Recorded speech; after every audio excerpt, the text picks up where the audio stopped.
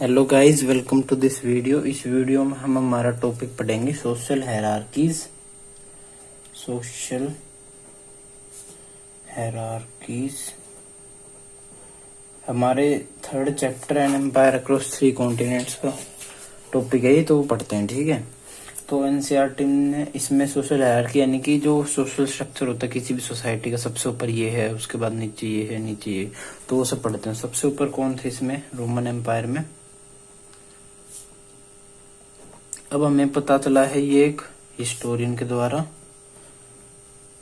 और उस हिस्टोरियन का नाम था टैसिटस। एक टैसिटस नाम का हिस्टोरियन था जिसने हमें सोशल हायरार्की लिख के दी, मतलब उस टाइम में जो हमें मिल गई। और वो अभी मैं आपको बताता हूँ। तो सोशल हायरार्की थी, फर्स्ट पे थे सीनेटर्स। सीनेटर्स एक पॉलिटिकल बॉडी थी, तो उसमें जो मेंबर्स होंगे उसको सेनेटर्स कहा जाता था। सीनेट एक पॉलिटिकल बॉडी थी, ठीक है। और इस पॉलिटिकल बॉडी में जो मेजोरिटी लोग होते थे, यानी कि कोई भी पॉलिटिकल बॉडी है तो मान लो 100 बंदे हो सकते हैं इसमें, तो 50-60 जो लोग थे वो इटली के थे, इटली रोम के, यानी कि इटालियंस रोमन्स की डोमिनेशन होती थी। बाकी जो 40 बच गए वो अदर प्रोविंसेस के होते थे। बाकी जो रोमन एम्पायर के प्रोविंसेस थे बाहर, वो होते थे 40 वगैरह, ठीक है। तो मेजोरिटी थी इटालियंस की। अब इटालियंस का एम्पायर है तो उनकी मेजोरिटी तो होगी ही। और फिर जो सीनेटर्स थे, ये बहुत बड़ी लैंड ओनिंग वो थी, ग्रुप लैंड ओनर्स थे। ये लैंड ओनर्स क्यों थे? क्योंकि अब सीनेटर्स पॉलिटिकल बॉडी के मेंबर है तो उनके पास पैसे बहुत होगा, तो लैंड ज्यादा खरीद लेते थे।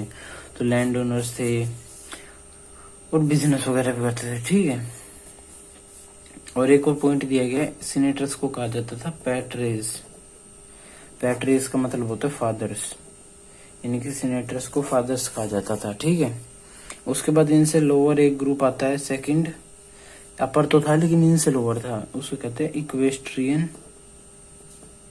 क्लास। ये भी रिस्पेक्टेड ग्रुप था एक, इन्हें कहते थे इक्वाइट्स। इक्वाइट्स यानी कि रोमन कैवेलरी जो होती है, रोमन आर्मी के अंदर, हर आर्मी के अंदर एक कैवेलरी होती है। कैवेलरी यानी कि घुड़सवार आर्मी उस टाइम होती थी, यानी कि जो बंदे घोड़े पे सवार होकर बंदूकों से या फिर तीर वगैरह से फायर वगैरह करते थे, वो होती है रोमन कैवेलरी। तो रोमन आर्मी में जो कैवेलरी थे उसके मेंबर्स को कहा जाता था इक्वाइट्स, ठीक है। और इक्वाइट्स इस पूरे ग्रुप इक्वेस्ट्रियन क्लास को बनाते थे, ठीक है। तो मतलब पूरी एक क्लास रोमन आर्मी की तरफ से आती थी कैवेलरी में, ठीक है। इनके पास भी मनी बहुत ज्यादा था, इस वजह से ये लैंड ओनर्स प्लस में बिजनेस एक्टिविटीज भी करते थे। लैंड ओनर्स तो थे ही और बिजनेसमैन भी थे, ठीक है। फिर उसके बाद इनसे एक लोअर ग्रुप आता है, वो रिस्पेक्टेड था लेकिन इनसे लोअर था। थर्ड आ जाता है हमारा रिस्पेक्टेबल सेक्शन ऑफ पीपल।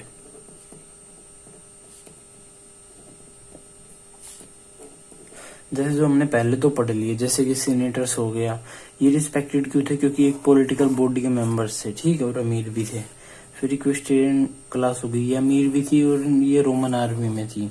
फिर हमारे रिस्पेक्टेबल सेक्शन ऑफ पीपल हो गई, ये सिर्फ अमीर थे। इनने ऐसा कोई देश के लिए काम नहीं किया था जैसे आर्मी में हो या पॉलिटिकल बॉडी में हो जिस वजह से रिस्पेक्ट करे, लेकिन पैसा था इसलिए भी रिस्पेक्ट किया जाता था इन्हें, ठीक है। लेकिन थोड़ी कम रिस्पेक्ट थी इन दोनों से।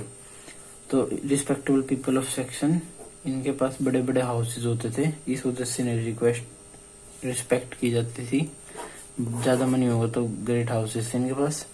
और ये कमाते कैसे थे? ये कमाते थे जैसे कि बिजनेस एक्टिविटीज हो गई, ये होते थे ट्रेडर्स, मर्चेंट्स, लार्ज फार्मर्स,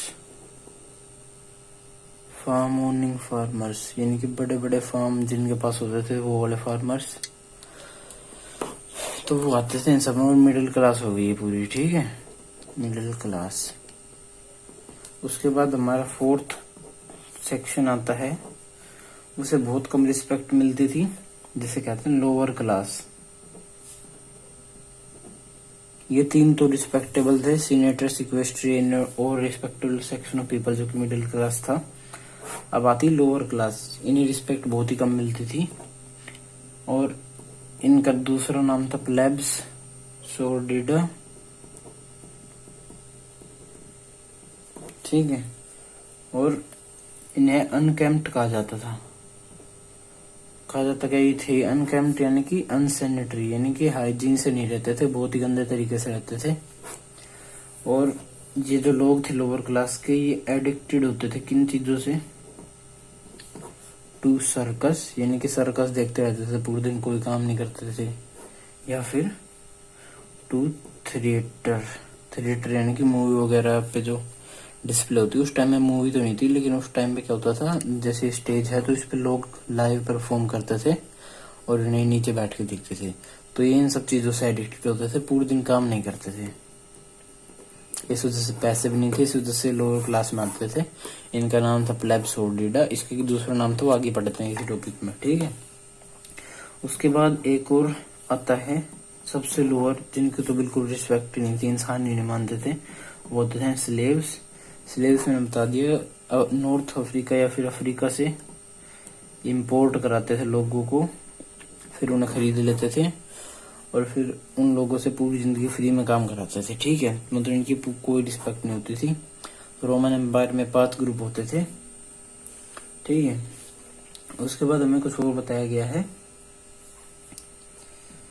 एक पॉइंट दिया गया है कि अर्ली थर्ड सेंचुरी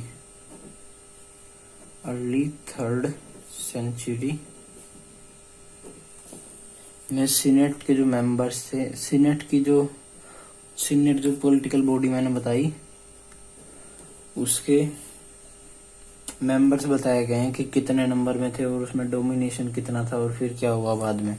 तो सीनेट के मेंबर्स लगभग 1000 थे अर्ली थर्ड सेंचुरी में, ठीक है। और इनमें से हाफ जो मेंबर थे यानी कि 500 वो इटली से आते थे। तो देख लो डोमिनेशन था इटली वालों को, बाकी छोटे छोटे नंबर्स में अलग अलग जगह से आते थे। फिर इसके बाद बताया गया कि लेट सेंचुरीज आई। लेट सेंचुरीज इनका क्या मतलब है, जो रोमन जो एम्पायर था हमारा, रोमन एम्पायर, वो 2 टाइम पीरियड में बांटा गया था, थर्ड सेंचुरी से पहले और बाद में। मैंने आपको एक वीडियो में बताया था, ठीक है। तो पहले वाले था जो हमारी आ गई फर्स्ट, सेकंड और लेट थर्ड, फिर उसके बाद थर्ड सेंचुरी आ जाती है, लेकिन उसके बाद आती है फोर्थ, फिफ्थ, सिक्स्थ। तो ये होती है हमारी late time period of empire, ये होता है early time period of empire. तो जो late time period of empire था उसे कहते हैं लेट सेंचुरीज। तो जो लेट सेंचुरीज था उसमें क्या हुआ, जो हमारे सीनेटर्स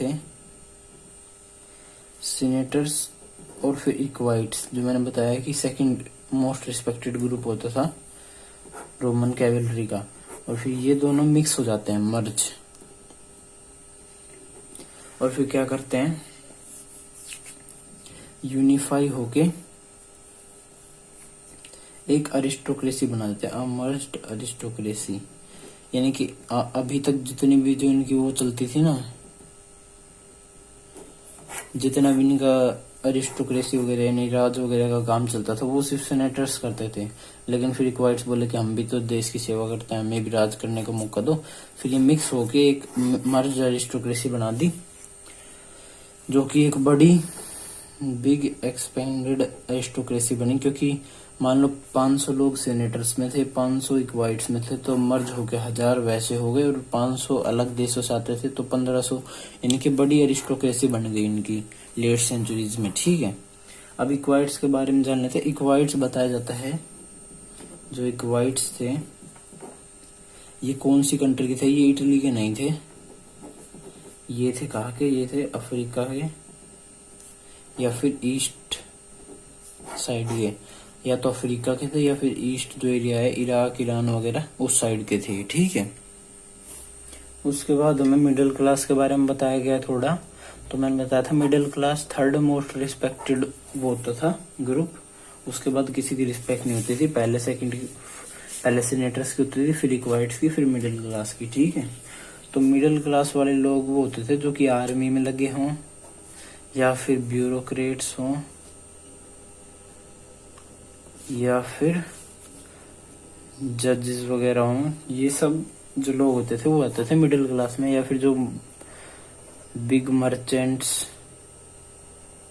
ट्रेडर वगैरह हो गए, यानी कि अमीर लोग होते थे वो सब आते थे मिडिल क्लास में, ठीक है। और ये सब मेनली ईस्टर्न साइड के होते थे, क्योंकि जो इटली था वो तो छोटी सी जगह है, उसके जो लोग हो गए मेजर पॉपुलेशन वो किस में चली गई, वो चली गई हमारी सीनेट में। अब जैसे मान लो 10 लोगों का घर है, उसमें एक बंदा सीनेट में चला गया, 10 का 10 का काम चल गया, वो क्या ही नौकरी करेंगे। तो इस वजह से जो इटली की मेजर पॉपुलेशन थी वो सीनेट वगैरह में ही चली गई। तो बाकी आर्मी वगैरह के लिए ईस्टर्न साइड के लोग चुने गए, ब्यूरोक्रेट्स के लिए भी और जजेस वगैरह के लिए भी, ठीक है। उसके बाद थोड़ा सा लोअर क्लास जो थी उसके बारे में बताया गया है। जैसे मैंने बता दिया, लोअर क्लास फोर्थ ग्रुप था जिसे कहा जाता था प्लेब्स सोर्डिडा। तो इसका एक और नाम दिया गया है, ठीक है। इसका एक और नाम था ह्यूमी लियोरिस, इन्हें ह्यूमी लियोरिस भी कहा जाता था। और लोअर क्लास के एग्जाम्पल दिए गए हैं, लेबर वगैरह हो गए जितने भी अर्बन या फिर रूरल वगैरह जितने भी लेबर हैं वो सारे, बस इतने ही हैं। और फिर जो वो है एक और वो है लेबर हो गया एक तो, और एक वो है सेल्फ फेड आर्टिसंस। ये वो आर्टिसंस होते जैसे कि आर्टिसंस क्या होता है जो पेंटिंग वगैरह बनाए। तो उस टाइम में 2 आर्टिशियंस होते थे। एक आर्टिशियन होता था कि जैसे राजा ने हायर कर रखा उसे अपने दरबार में कि मेरे को अच्छी अच्छी पेंटिंग रोज बना के दिखाया कर एंटरटेनमेंट के लिए, ठीक है। तो उसे तो भाई बहुत ज्यादा पैसे मिलेगा क्योंकि राजा का बंदा है वो, उसे अच्छी पेंटिंग बना दी बहुत ज्यादा पैसे मिल जाएगा, ठीक है। लेकिन एक होता है सेल्फ एड आर्टिशियन, यानी कि खुद पेंटिंग बनाएगा और फिर स्ट्रीट्स में जाके सेल करके आएगा, यानी कि उसकी पेंटिंग बिके ना बिके, कोई उसे 10 की जगह 5 रुपए में ले ले, यानी कि बहुत लॉस होता था। इसलिए सेल्फ फेड आर्टिसंस भी लोअर क्लास में आते थे, ठीक है। और लेकिन सेल्फ फेड आर्टिसंस का ये था ये लेबर से तो अच्छा ही कमा लेते थे, क्योंकि एक पेंटिंग अगर 100 रुपए की बिक गई तो लेबर से तो अच्छा ही वो 10 रुपए कमा के ला रहा है, ठीक है। तो ये थे लोअर क्लास। उसके बाद हमें थोड़ा बहुत अरिस्टोक्रेसी के बारे में एक और एग्जाम्पल दिया गया है। एक हमारा हिस्टोरियन था जिसका नाम था ओलंपियोडोरस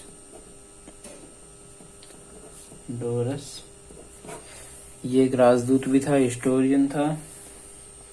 तो इसने हमें बताया कि जो अरिस्टोक्रेसी थी, अरिस्टोक्रेसी यानी कि जो सीनेट वगैरह हो गई, अर्ली सेंचुरी में सीनेट और फिर लेटर सेंचुरी में इक्वाइट्स मिक्स हो गई थी इसमें, ठीक है। तो जो हमारी सीनेट थी और इक्वाइट्स थी, रोमन जो लोग होते थे इसमें मेनली, इन्होंने इतना पैसा कमा लिया था, यानी कि जो इनकी एनुअल इनकम आती थी, इनकी इनकम आती थी टैक्स से। टैक्स कैसे कि यानी कि अगर आप ये प्रोडक्ट ले रहे हो 100 रुपए का तो इस पे 115 रुपए देने पड़ेंगे, 15 रुपए सरकार को, 100 रुपए उस मर्चेंट को, ठीक है। तो ऐसे होता था, टैक्स लेते थे। तो ऐसे टैक्स से कितनी इनकम आ गई कि ये कमाने लग गए 1800 किलो गोल्ड पर ईयर, यानी कि एक साल में इतना किलो गोल्ड कमा रहे हैं वो, ठीक है। और गोल्ड की वैल्यू बढ़ती जाती है तो बहुत ही ज्यादा कमा रहे हैं वो। और फिर उसके बाद इन्होंने बताया कि ये तो 1800 किलो गोल्ड सेविंग्स का है, यानी कि मान लो उन्होंने 100 रुपए कमाए, 25 रुपए सेव कर लिए जो कि होती है हमारी सेविंग्स, 75 रुपए स्पेंड कर लिए, यानी कि उनके खर्चे हमें पता नहीं, जो उन्होंने सेव करा है वही हमें पता है, वो 1800 किलो। तो सोच लो कितना स्पेंड करते होंगे, ठीक है। तो इस समय रोमन एम्पायर की जो वो थी अरिस्टोक्रेसी वो कितनी रिच थी ये बताया गया है, ठीक है। उसके बाद एक और हमें मॉनेटरी सिस्टम के बारे में बताया गया है। तो जो हमारा मॉनेटरी सिस्टम था, मॉनेटरी सिस्टम होता है मनी का सिस्टम, यानी कि मनी जो करेंसी होती है वो करेंसी कैसी होगी। जैसे इंडिया का मॉनेटरी सिस्टम है, उसमें 10 के नोट हैं, 20 के नोट हैं, 50 का नोट है, 100 का नोट है, 200 का है, 500 का है और फिर 2000 का है। तो ये हो गया हमारा मॉनेटरी सिस्टम, और हम पेपर करेंसी यूज करते हैं, ठीक है। लेकिन जो रोमन एम्पायर का मॉनेटरी सिस्टम था वो कॉइन वाला था, और ये सिल्वर कॉइन यूज करते थे।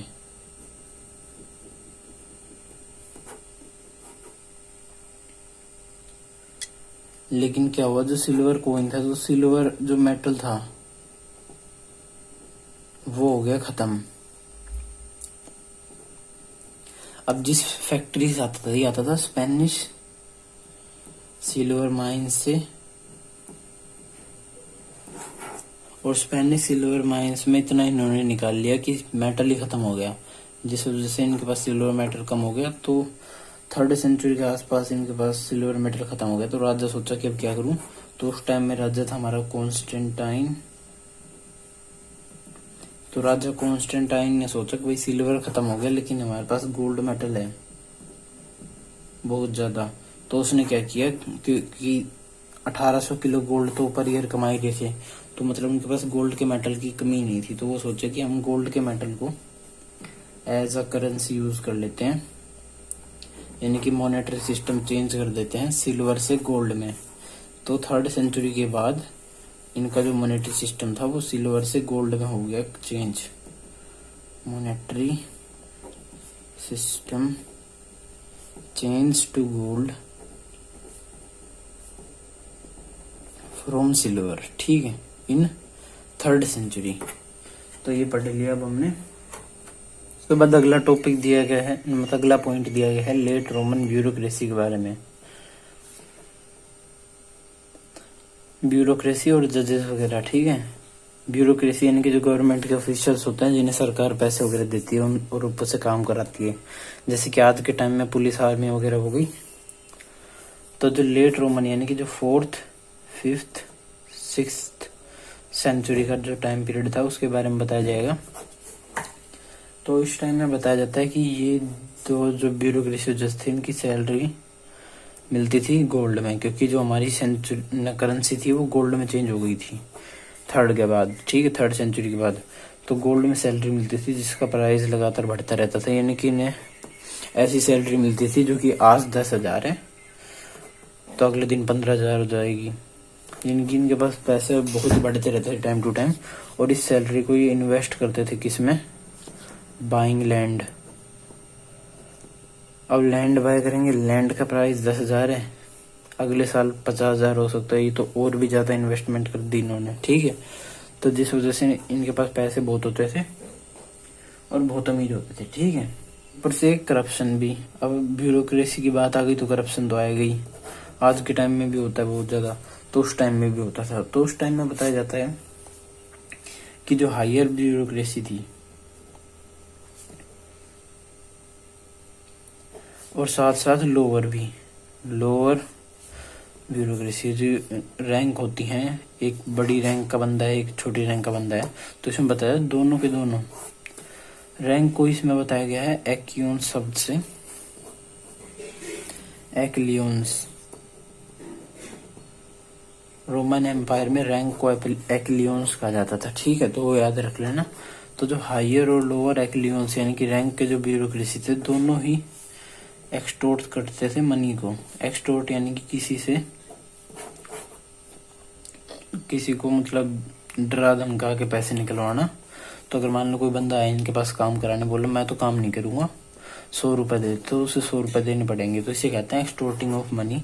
तो हायर और लोअर ब्यूरोक्रेसी दोनों ही ये काम करते थे, और ये लोगों के बारे में बहुत बताया जाता था, मतलब लोग आपस में बात करते थे कि भाई ये ब्यूरोक्रेसी तो बहुत पैसे डकती है वगैरह वगैरह। लेकिन हमें कैसे पता चला, how do we know about this, हमें कैसे पता चला कि भाई ब्यूरोक्रेसी पैसे डकती थी वगैरह वगैरह। हमें कोई रिटर्न एविडेंस मिला होगा, ठीक है। तो हमें रिटर्न एविडेंस मिला है किस चीज का, लॉज का, made by government, made by मतलब एम्परर, क्या करने के लिए, टू स्टॉप करप्शन, यानी कि एम्परर ने खुद लॉज बनाए हैं कि भाई करप्शन नहीं करना चाहिए, खराब चीज है, अगर जिसने करप्शन किया उसको फांसी की सजा होगी, फांसी तो नहीं मतलब जेल में डाल दिया जाएगा वगैरह वगैरह, 5 साल के लिए, 6 साल के लिए। तो इसका हमें रिटर्न एविडेंस मिला है, जिस वजह से हमें पता चला कि करप्शन था। अब एम्परर लॉ बना रहा है मतलब बड़ा ही करप्शन होता होगा, ठीक है। उसके बाद हमें अगला पॉइंट दिया गया है क्रिटिसिज्म के बारे में। इसमें हम पढ़ेंगे कि जैसे कि रोमन एम्पायर कितना क्रिटिसिज्म टॉलरेट करता था, कितना नहीं। तो इसमें बताया गया है कि जो रोमन स्टेट थी वो एक ऑथोरिटेरियन डिजाइन था।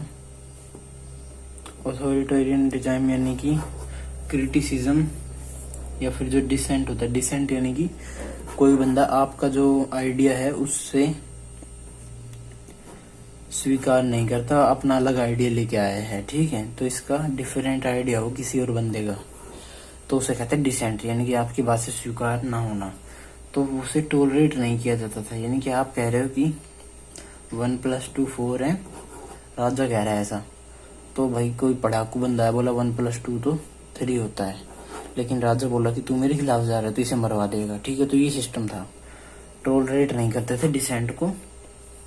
और फिर अगर लोग प्रोटेस्ट करें भाई हमारी बात नहीं मान रहे कि 1+2 3 है, तो प्रोटेस्ट कर देते थे लोग कि भाई राजा तो बहुत खराब है, हमारी बात नहीं मान रहा। तो राजा इस प्रोटेस्ट को सप्रेस करा देता था आर्मी के द्वारा, बाय आर्मी के द्वारा सप्रेस करवा देता है। ये लोग तो भाग ले, 1+2 तो 4 ही होता है, ठीक है। तो राजा ऐसे लोगों को दबाता वगैरह था। तो इससे हम पता कर सकते हैं क्रिटिसिज्म को टॉलरेट नहीं किया जाता था, ठीक है।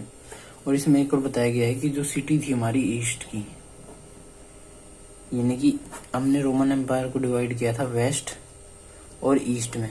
वेस्ट और ईस्ट में इसलिए डिवाइड किया ताकि इजी एडमिनिस्ट्रेशन हो। तो जो ईस्ट के लोग थे, यानी कि जो ईरान इराक वगैरह के लोग थे, वो बहुत ही फियरफुल थे, बहुत ही बहादुर थे, और वो डरते नहीं थे राजा से। नो फियर ऑफ किंग, राजा के मुंह पे कह के चले जाते तो बहुत बकवास राजा है, इसे तो 1+2 3 होते ये भी नहीं पता। तो इस वजह से राजा उन्हें मरवा देता था। ये सब चीजें जो प्रोटेस्ट वगैरह सप्रेस होते थे, ये सारी चीजें ईस्ट में ज्यादा होती थी, ठीक है। वेस्ट के लोग इतना प्रोटेस्ट वगैरह नहीं करते थे उस टाइम में। उसके बाद हमें बताया गया एक पॉइंट रोमन लॉ के बारे में, जो उनका कॉन्स्टिट्यूशन था उसको वो लागू कैसे होता था वगैरह वगैरह। तो उसमें बताया गया कि जो रोमन लॉ वगैरह लागू हुआ था तो 4th सेंचुरी तक एक ट्रेडिशन बन गया था, यानी कि सब लोगों को मानने लग गए थे, ठीक है। मतलब किंग भी डरने लग गया था कि अगर मैंने ऐसा किया तो मेरे को फांसी वगैरह हो जाएगी। तो मतलब रोमन लॉ से सब डरने लग गए थे, मानने लग गए थे आपस में, ठीक है। जैसे कि इसमें बताया गया है emperors were not free to do whatever they want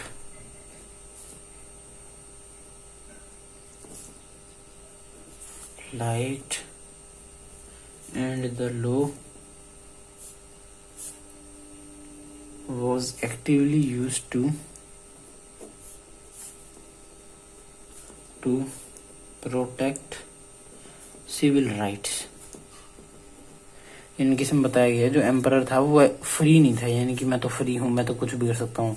emperor were not free to do whatever they liked, यानी कि ऐसे नहीं कि वो किसी बंदे को मरवाना चाहते तो उसे मरवा देंगे, ऐसा नहीं था। जो लॉ था उसे यूज किया जाता था क्या प्रोटेक्ट करने के लिए, सिविल राइट्स, यानी कि जो नॉर्मल बंदा है उसके राइट्स को प्रोटेक्ट करने के लिए हमारे किंग के खिलाफ, ठीक है। तो हमारा किंग है, इसे मरवा देता था कई बार पहले, लॉ से पहले बिना बात ही, लेकिन अब इसे नहीं मरवा सकता, बीच में लॉ आ जाता है। अगर मरवा दिया तो किंग को फांसी वगैरह करवा देते थे लॉ की वजह से, ठीक है, अगर बिना बात मरवाया है तो इस वजह से ये सब हमें कैसे पता चला, ये भी हमें एक रिटर्न एविडेंस मिला है। क्या रिटर्न एविडेंस मिला है एक पावरफुल बाइशप का, पावरफुल जिसमें बहुत ज्यादा पावर हो, बाइशप यानी कि हाई पोजीशन के जो प्रीस्ट होते हैं, जैसे कि एक प्रीस्ट हो एक मंदिर का वो है मतलब पंडित वगैरह, एक प्रीस्ट हो जो कि हमारी डिस्ट्रिक्ट में जितने मंदिर है उन सब का पंडित है, उसे कहते थे बाइशप, हाई लेवल का पंडित, ठीक है। तो ये था, इसका नाम था एम्ब्रोस।